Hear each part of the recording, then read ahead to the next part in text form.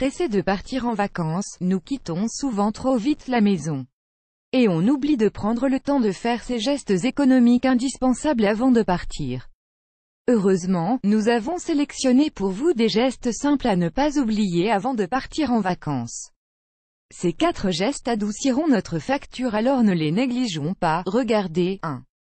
Pour économiser sur la consommation des appareils, nos appareils électriques continuent à consommer après notre départ, inutilement. En plus, baissez ou arrêtez le réfrigérateur. Baissez la température du réfrigérateur, après l'avoir vidé de tout son contenu ou presque.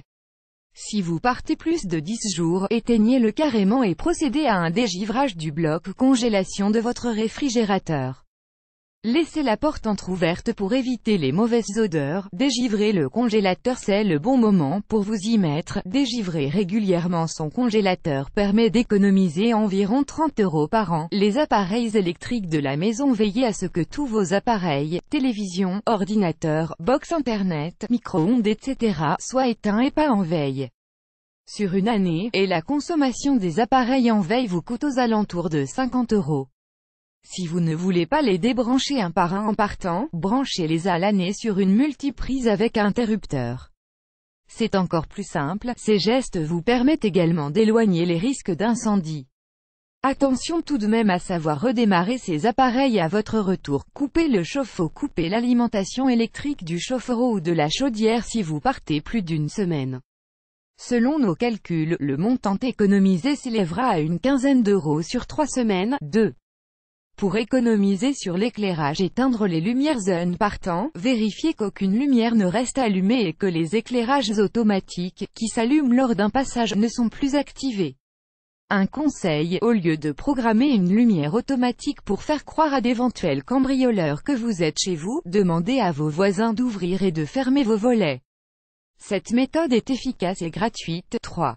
Pour économiser l'eau, coupez les arrivées d'eau en coupant l'eau dans la maison avant de partir, vous éloignez le risque de dégâts des eaux. Débranchez le récupérateur d'eau, débranchez la pompe pour récupérer l'eau de pluie afin d'éviter les débordements.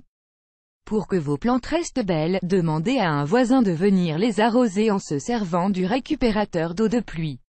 Si vous n'en avez pas, ne coupez pas l'eau dans la maison, contentez-vous de fermer l'arrivée d'eau des toilettes, de la machine à laver et du lave-vaisselle. Ce sera plus pratique pour votre voisin d'avoir de l'eau à sa disposition.